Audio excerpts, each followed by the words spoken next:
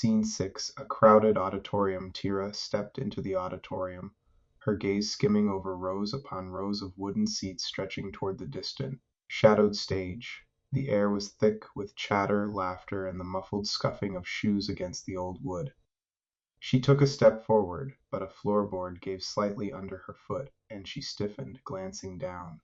The room was far less grand than she'd pictured, something barely altered over the past century. Without the magical enhancements she'd imagined a place like Manaheim would offer.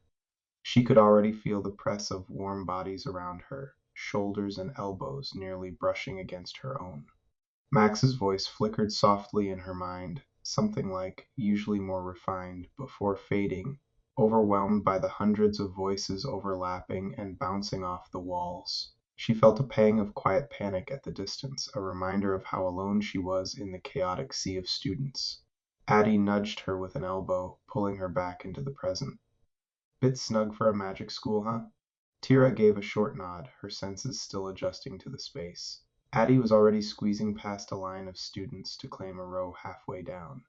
Tira followed, and as they slid into their seats, she felt the immediate discomfort of the hard, unforgiving wood pressing into her legs. The seat was compact, barely wide enough, and she could feel the warmth radiating from the students crowded around her, the mix of their scents. Too much body spray, hints of sweat, and the unmistakable smell of late teenagers. She estimated they were all around 18, though her early admission meant she was a bit younger than most. Just as she was acclimating to her space, the boy beside her shifted to face her, offering a friendly smile. He had medium-length blonde hair the color of sunlit hay, a warm, soft yellow that brought to mind fields in summer. He extended his hand with a confidence that seemed to cut through the noise. "Bannock McBain," he said, his voice somehow clear over the din, carrying a warmth that was hard to ignore. Caught slightly off guard, Tira managed a polite smile and on impulse gave her full name. "Teresa Walder, but everyone calls me Tira." She felt a small pulse of embarrassment. She hadn't even shared her full name with Addie, but somehow Bannock's easy presence seemed to draw it out of her effortlessly. "Teresa, huh?" he repeated with a grin. "Proper."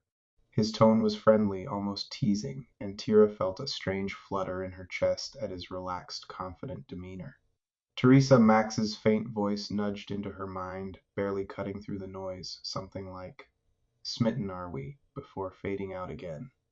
She felt herself flush, a little annoyed at Max's amusement, but also missing the clarity of his voice. "Maybe it's a good thing I can barely hear you," she thought, feeling Max's soft, distant laugh in return. "I'm Kenny Broadnoxie," came a louder voice to her left, practically booming to compete with the clamor of the room. Bannock turned to his friend, and Tira saw the boy beside him, a tall, broad-shouldered figure who looked distinctly uncomfortable, wedged into the small seat. His short brown hair was combed neatly, and a look of irritation flickered across his face as he shifted his knees, clearly frustrated. These seats, like they were made for pixies 100 years ago. Tira stifled a laugh, nodding as she glanced between Kenny and Bannock. The seats were clearly a frustration for anyone larger than average, and Kenny looked every bit as if he were trying to squeeze into a doll's chair. The girl beside him gave Tira a soft, sympathetic smile. Her brown hair fell in gentle waves over her shoulders, her hazel eyes shifting between her brother and Tira. "Sorry," she mouthed amongst other words, but her voice was completely suffocated by the people around her. "Thanks, Kelly," Kenny muttered, rolling his eyes but flashing her a faint smile of appreciation. His gaze shifted to Tira, giving her a quick nod, and he said something that she could barely make out, too many words, and too fast in the din. But she nodded back politely, pretending she'd heard. The girl leaned forward slightly, offering Tira a more readable smile. "I'm Kelly," she said, her tone gentle, yet likely her version of a yell. There was an openness to her expression, an empathy that seemed as natural as her brother's mild criticisms. Bannock leaned in toward Tira again, giving her a reassuring smile that immediately calmed her. "Nothing like meeting 100 new friends at once, right?" This time his words reached her clearly. The warmth in his voice, so unruffled and natural, had a calming effect on her, and she felt a spark of admiration she kept carefully hidden. Bannock was handsome, she thought, feeling a faint warmth rise in her cheeks that she hoped wasn't obvious. Max's voice filtered back in, still distant, but laced with clear amusement. I don't recall. Blushed this morning. She didn't respond, feeling a mix of irritation and affection for Max's timing, and instead kept her attention on Bannock, who continued, Oh, and you'll meet a few others, too. Devon Grazzo, Valerie Magnotti, and Elizabeth Hadbucks. Tira noticed a blush start to form in Bannock's face, but quickly realized that he was no longer looking at her. Tira followed his glance, her eyes landing on a striking girl with bright pink-gold hair a few seats to her right, sitting next to Mac. The surname Hadbucks immediately rang a bell. It was the name of the coffee shop she was planning to go to earlier that morning, and Elizabeth's poise and appearance made her stand out in the sea of students. There was something about her, a presence that made Tira feel as though she commanded attention without even trying. She had a look that was polished, perfect almost, which stirred a faint sense of rivalry within Tira that she wasn't expecting to feel. She didn't even know the girl. Elizabeth was deep in conversation with Mac and Tommy, both of whom looked completely captivated by her. Addie's face soured, her eyes narrowing as she watched the scene with a look that was equal parts envy and irritation. Figures, Addie muttered to Tira, crossing her arms. Not surprising that someone like her would catch attention. She probably uses magic just to make herself look like that.